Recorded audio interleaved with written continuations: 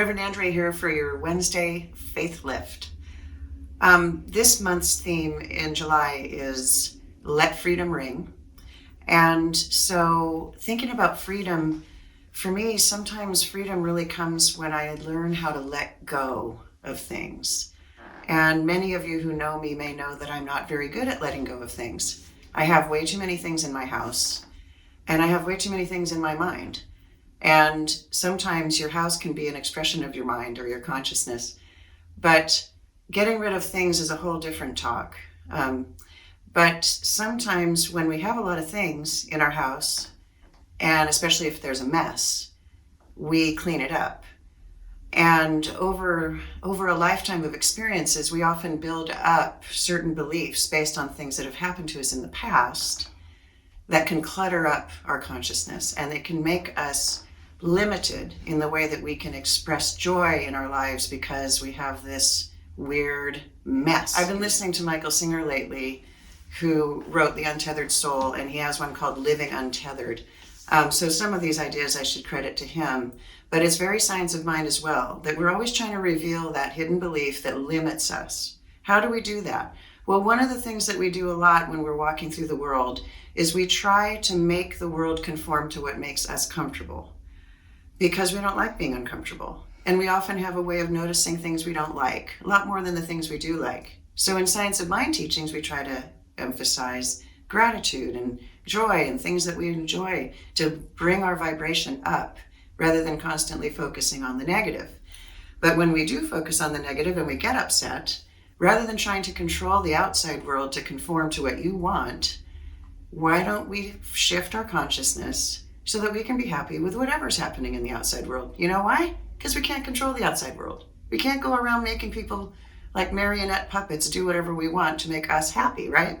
So if we can get to a consciousness when something is disturbing, there's 3 ways you can do this. One is to say an affirmation. The universe isn't a conspiracy for my benefit. That's one of my favorites, always has been. Saying that over and over again, shift your vibration up, recognize the universe, recognize spirit in you. That's the bigger self that isn't upset by the person who's tailgating you. Now, secondarily to that, meditation. If you can get to your breath and focus on something specific like your breath and get to really, really get off the subject of the thing that's bugging you, you'll be getting in touch with spirit and raising your vibration and letting it go. Third, if you can look at and watch the observer who's observing, that's your higher self, that's your spirit self, and notice sometimes with these little things, it really doesn't matter in the big picture. So there's an example of someone I know who did an amazing job of shifting. I was helping her move out of her condo. She's moving out of state. She had booked a van, and the van was guaranteed and it had been confirmed and everything, and I helped her drive out to go get it. And this was all schedule related. It had to happen. There were plane tickets involved and people helping on the other end in the other state and all this stuff. The van wasn't there. It wasn't available. The rental agency just didn't seem to care.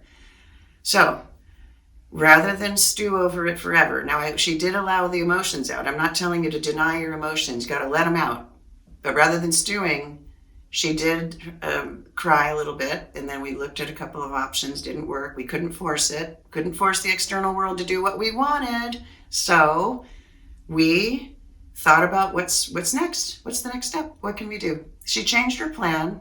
She's storing things locally, and she likes it. The plan is way better because what she said to herself was, I know there's a reason for this happening. I know God's got my back. I'm changing my plan, and I like it. So don't stifle the emotions, though. Don't deny them. Let them out, and then let go. Move on. All right? Have fun with that. Bye.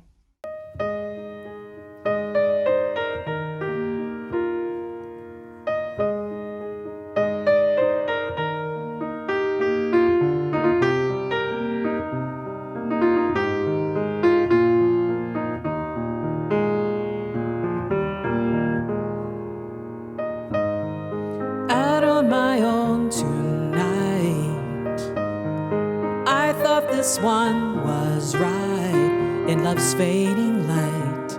I watch the sun fall out of sight. And with my heart undone came tears I cried with all my might. I sit and watch the sky. Every star seems so high.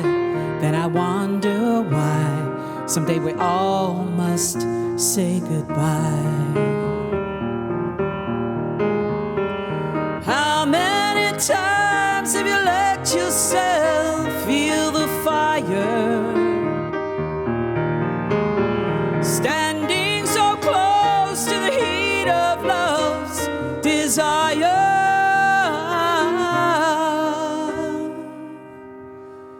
When it ends alone, you seek to find your peaceful path.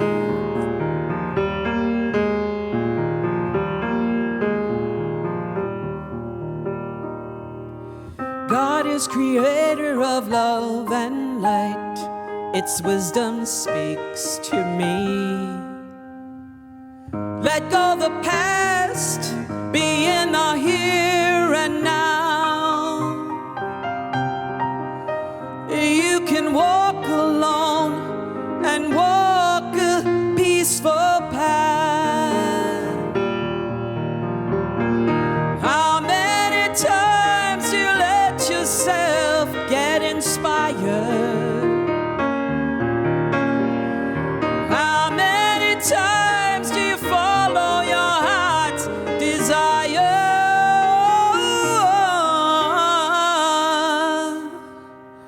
When you walk this road, you know you've walked a peaceful path. You can walk alone and walk a peaceful path.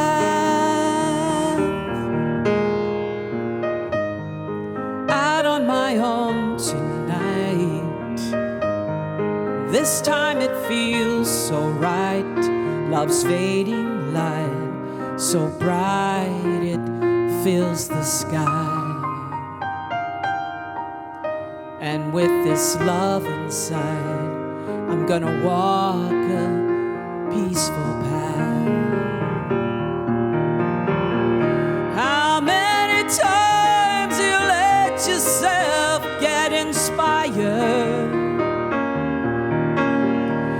How many times do you follow your heart's desire?